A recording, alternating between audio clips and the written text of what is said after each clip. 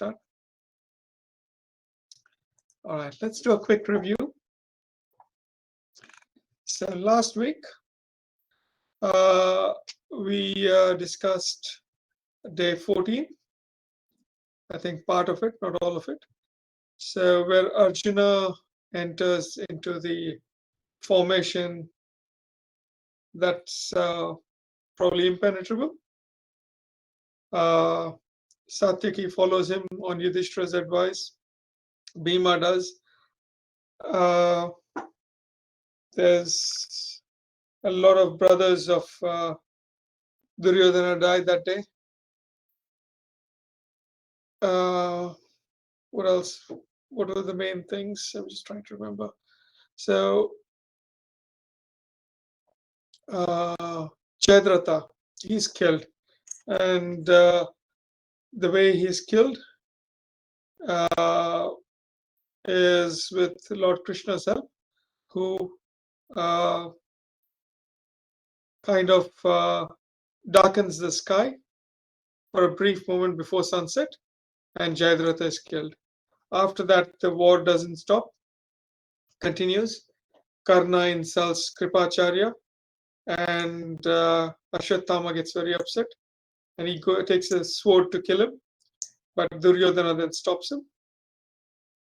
Karna, the boastful villain of the story, does wonders with his bow and arrow that evening, that night.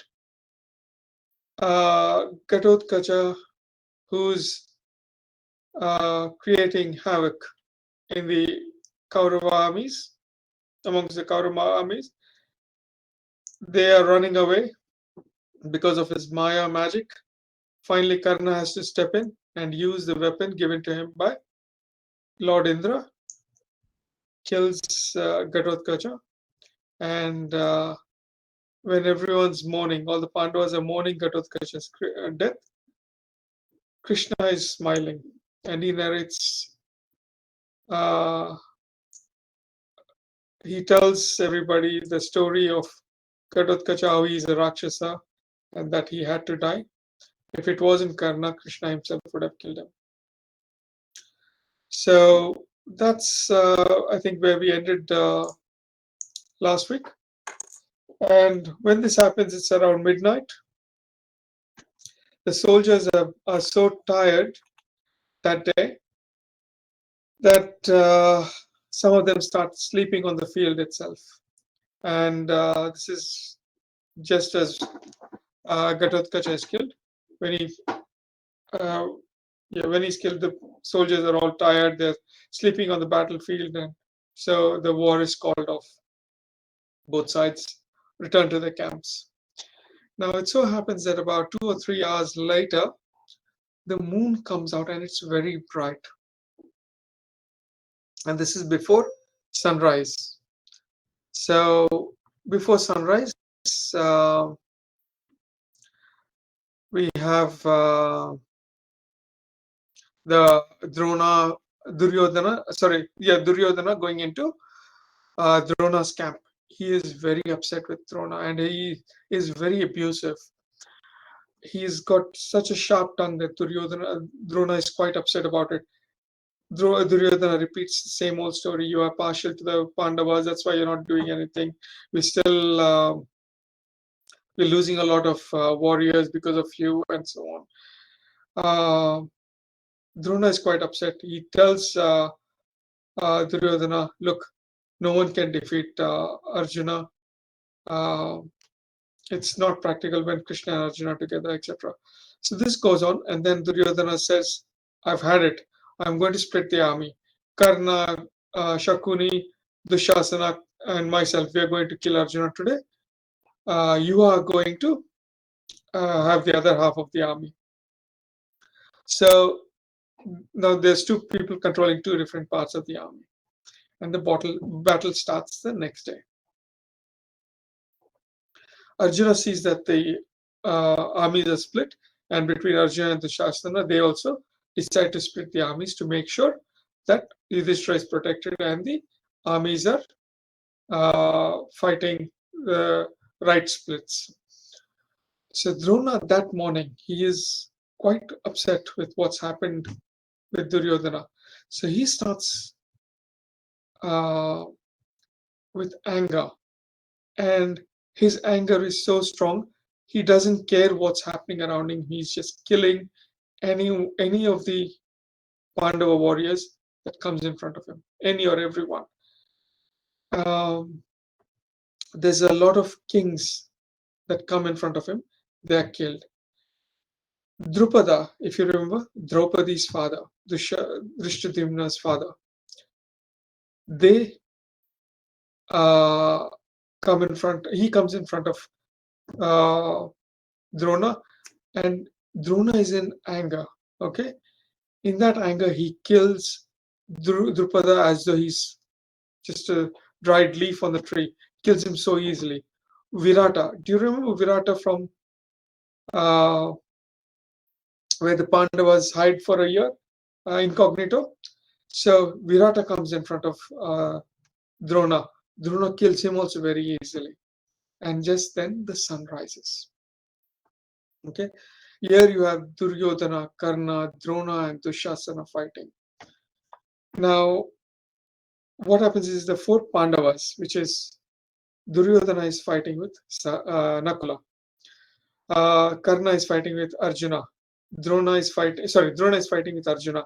Karna is fighting with Bhima. Dushasana is fighting with Sahadeva. Nakula actually defeats Duryodhana very easily. Duryodhana actually runs away. Karna is defeated by Bhima. Okay.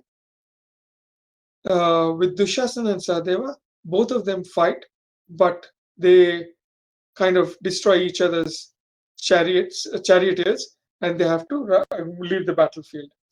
Drona and Arjuna have a massive battle. Drona is angry, right? So he's using weapons that are starting to become illegal in battle, in a battle amongst men. So these weapons that he's learned or he's acquired, they're meant to be used when devas are fighting asuras, not on a human battlefield. So he's starting to use those, and Arjuna is able to counter them. He's the only one who's able to counter them. Soon, uh, there's others that get involved, and Drona and Arjuna move away from countering each other. Okay, and he starts using his weapons on the ordinary soldiers, on the lesser known kings, princes, and generals. He starts killing them. And Krishna sees this, and he says to Arjuna, Arjuna, we need to stop Drona today. And so both of them go to Yudhishthira and say, look, if we don't stop Drona today, by midday, the entire Pandava army will be destroyed. Okay. So while this is happening, uh, uh, because Drona is using all these arrows, there's a lot of rishis. There's a huge list of rishis that are watching the uh, battle from the sky. They're in the air. Nobody else can see them. None of the warriors can see them. It's just a few handful of people that can see, like Kripacharya and so on. They tell Drona, you are fighting a legal battle. You are not supposed to be using the weapons you're using. They censure him. They tell him, it's time you gave up your life and come back to us. Okay. He does not listen to them. Okay. So now it falls upon the Pandavas to come up with a strategy. So Krishna says to Yudhishthira, you need to tell Drona that Ashwathama is dead. But Arjuna doesn't like it. Neither does Yudhishthira. Yudhishthira says, I can't tell a lie.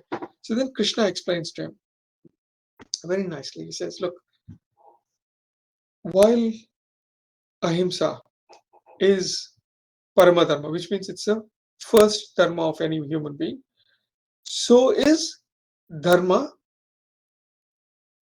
so is violence in protection of dharma.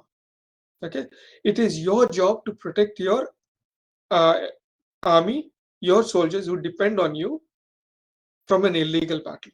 You have to do this. Okay, he's still a little reluctant, Yudhishthira. So what Bhima does is he sees an elephant. He goes and smashes the head of the elephant on the battlefield. That elephant's name is Ashwathama. So Bhima comes and now tells Yudhishthira, Yudhishthira, now you don't have any problems. All right, you don't have to tell a lie. I have killed Ashwathama. It is the elephant. That's the only thing. But when you say you've killed Ashwathama is dead. That's all you have to say. And Krishna also tells him all you have to say is Ashwathama is dead. Okay, but Yudhishthira is still feeling some guilt. So what Bhima does is he quickly runs towards Drona and says, Drona, Ashwathama is dead. Okay, Bhima does that. For a second, Drona stops to think, and he's thinking, Ashwathama cannot die. Okay, he's got a boon. He cannot die like this. He's not somebody who will die in a battlefield like this. Okay, so he starts off again. He uses his weapons and he's killing people again. Yudhishthira now realizes he has to speak. So he speaks. So he tells, Ashwathama is dead. But Drona does not stop there. Okay, he keeps on going. Then Bhima goes. This now Drishtadyumna is fighting with Drona, and they have a massive battle. Drishtadyumna's chariot is destroyed. Bhima comes to his rescue, and then Bhima tells him again, "Didn't you hear Yudhishthira told that Ashwathama is dead?" And this is where Drona stops. He comes towards Yudhishthira and asks him, "Is Ashwathama dead?" And Yudhishthira says, Ashwathama is dead. And in a very soft voice, he says, the elephant. Okay? Because all he had to say was Ashwathama is dead. But he says the elephant because he's still feeling guilty. Okay? And that kind of becomes a lie. Till then in the battle, Yudhishthira was the only warrior, only king on the battlefield whose chariot was about 4 fingers, you can say probably about 2 inches or so, 2 or 3 inches above the ground. Okay, when he says that, and when he says it with hesitation, his chariot now comes on the ground. He's lost that, and this has repercussions in the very last book of Mahabharata. Anyway, so Drona is very upset, but even here he does not stop. But something happens because he's so upset. Okay, he loses the ability to use all the astras. Now, what happens if you remember the very first day, Yudhishthira asks him, "How do we defeat you?" Drona says to Yudhishthira, "If I hear a nobleman, somebody who tells the truth all the time, if he gives me some bad news, okay, I will stop fighting." But at this stage, he still hasn't stopped fighting. He keeps on going with just his bow and arrow without any astras, which is using the mantras to invoke weapons. He's still fighting. Okay, and Bhima comes to Drona again and he says, "You are no longer a Brahmana." Okay, a Brahmana first, his job is to learn the rituals, teach others arts of war or anything, but he's a teacher, he's a guru to start with. He can do all the rituals, he can do yajnas, all those sorts of things. But Drona has given up all of that. He's in the battlefield. Bhima also tells him, "You are no longer a Brahmana when you decided to actually acquire riches for yourself, for your wife, for your son." Okay, this was, if you remember, back when the Pandavas finished their education, completed their education, the Guru Dakshina he got was half of Drupada's kingdom. He takes half of the kingdom and he gives half to Drupada. So Bhima reminds him of all that, and he says, "You're no longer a Brahmana, you're a Kshatriya." So he tells him, "You've kind of changed your Varna. You're no longer a Brahmana, you're a Kshatriya, and you're a shame on the Brahmanas." Okay, and from the sky, even the rishis are all looking at him, are pleading with him to give up his weapons. This is what makes Drona stop. He realizes that he's doing something wrong when Bhima tells him, and he gives up his weapons and he sits down. Here, something interesting happens. There is a light that comes out of his crown. His crown is the top of his head. A bright light that comes out of his crown, and it ascends into the sky. And at one stage, it looks like as if there are two suns in the sky. Okay, and that light goes into Brahmaloka. Brahmaloka is Brahma's abode. And if you remember, Sanjaya is narrating all this to Dhritarashtra. Sanjaya tells, there are only 5 people who have seen what I've just witnessed. Okay, the light leaving Drona's body. One is me. Next is Krishna. Then there's Arjuna, Kripacharya, and Yudhishthira. So only 5 of us have seen that. Nobody else. Okay.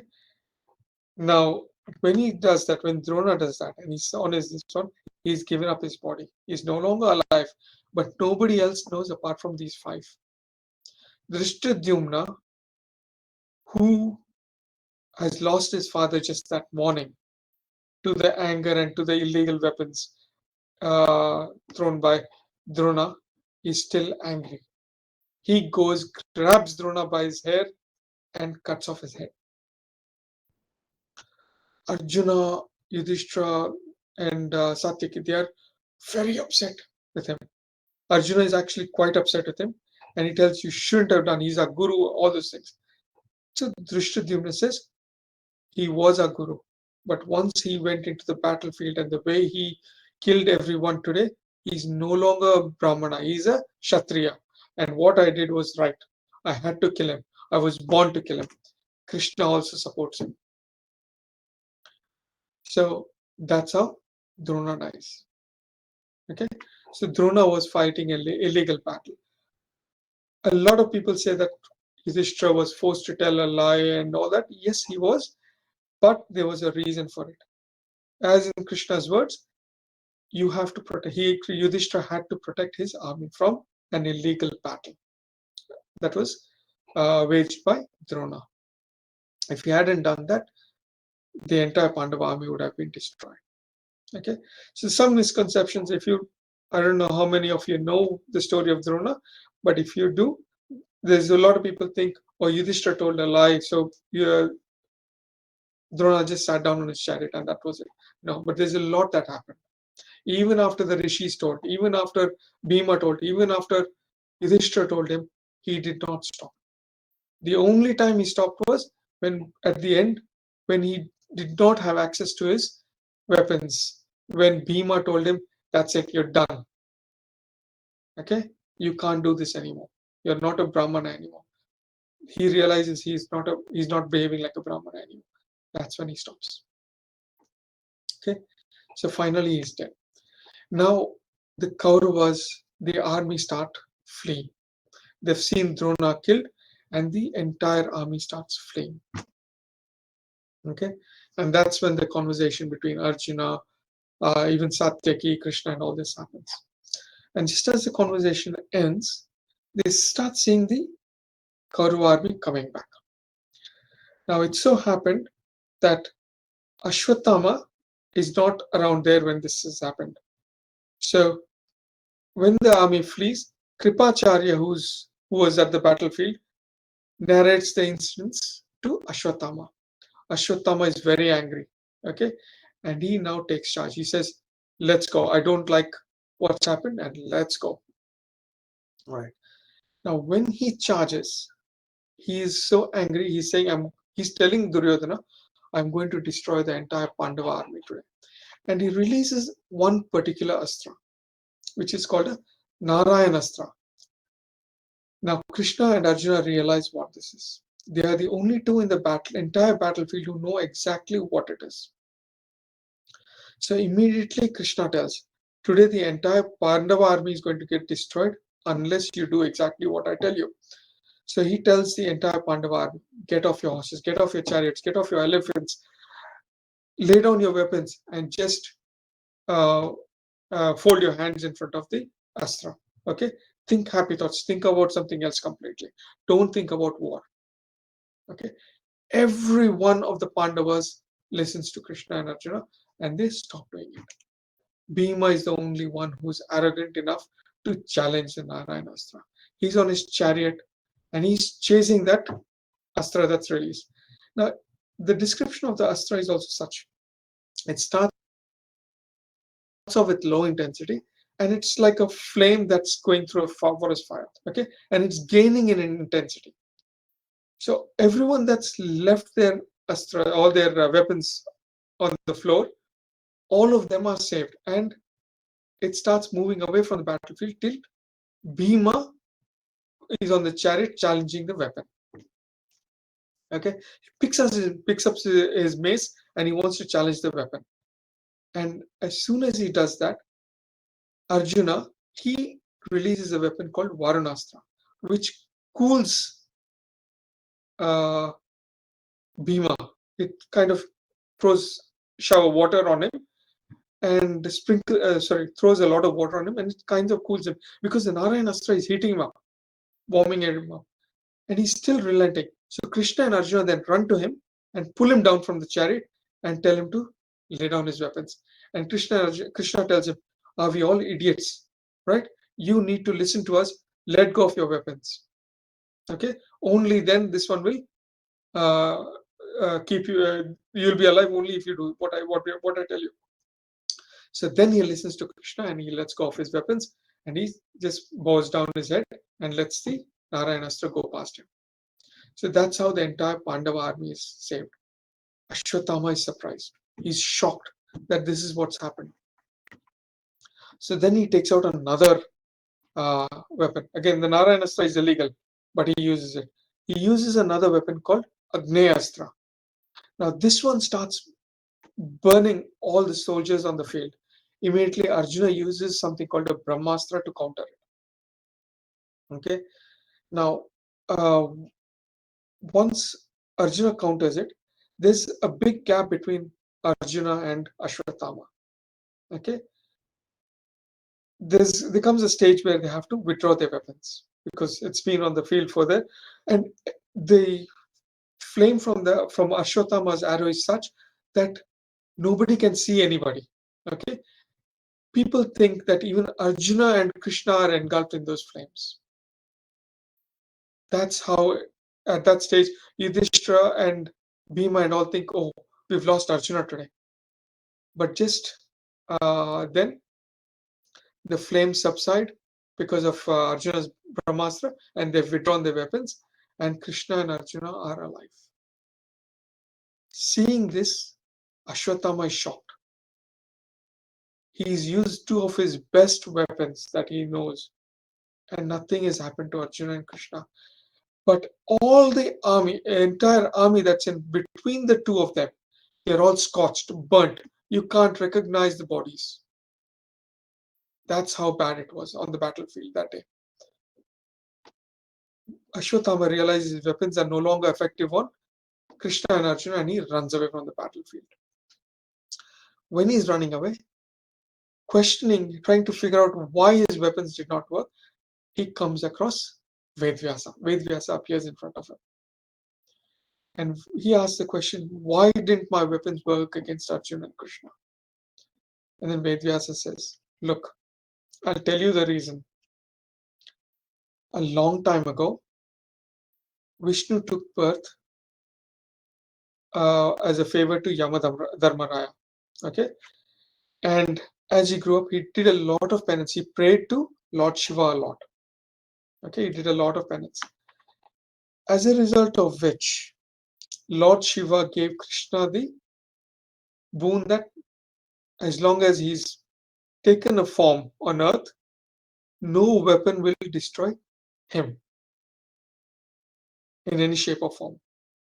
Okay, and then he says, Arjuna is a part of Krishna himself.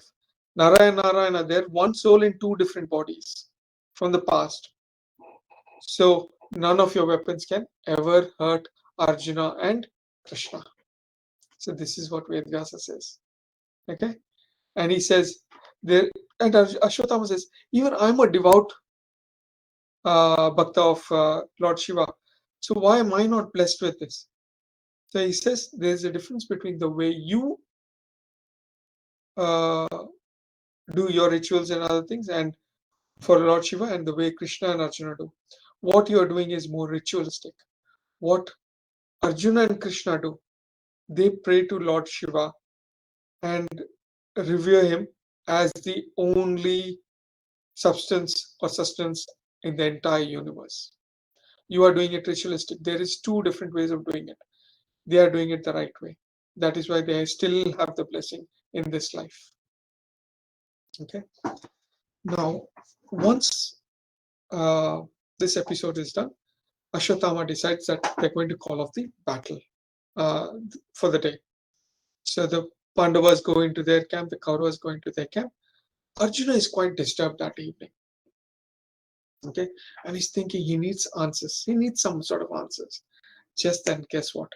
Vedavyasa appears in front of him too.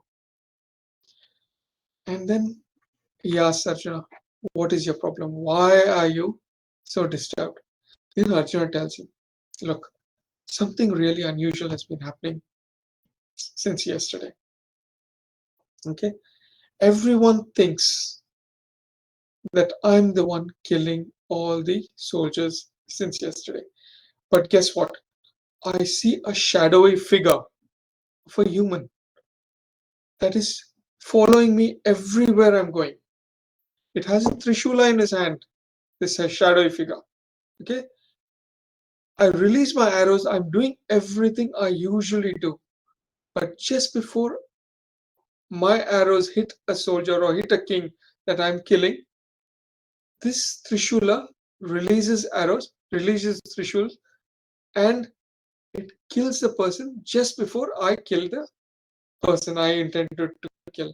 So it's not only following me everywhere, but it's also killing the people before I kill them. Okay, the shadowy figure. And Vedavyasa tells, it's not coincidence. Do you remember the other night you and Krishna prayed to each other? Sorry, you and Krishna prayed to Lord Shiva. You first prayed to Lord Krishna, and then you went to bed, and then you thought you were sleeping, but you were actually in Lord Shiva's abode. Okay, there something interesting happened. When Arjuna prayed to Lord Shiva, Lord Krishna before he went to bed, he had given Krishna some gifts and some flowers. When they in Arjuna's dream, when they were in Lord Shiva's abode, those gifts and flowers were with Lord Shiva. So inadvertently, he's saying it doesn't matter whether it's Lord Krishna or Shiva; they are one and the same. Keshava and Shiva, they're one and the same ultimately. Okay.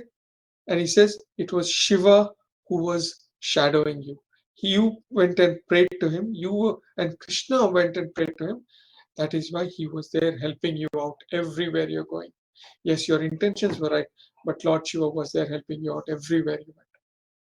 So that's the story. And then there's a lot of shlokas that goes on. It's an entire chapter just of Shiva's shloka there. It's beautiful. It's also called what's that? Shatarudriyam, and it's like 100 praises of Lord Shiva or something like that. So it's an entire chapter just in praise of Lord Shiva. So that night concludes, and I think we've gone past our 8 o'clock. I'll stop here. Any questions?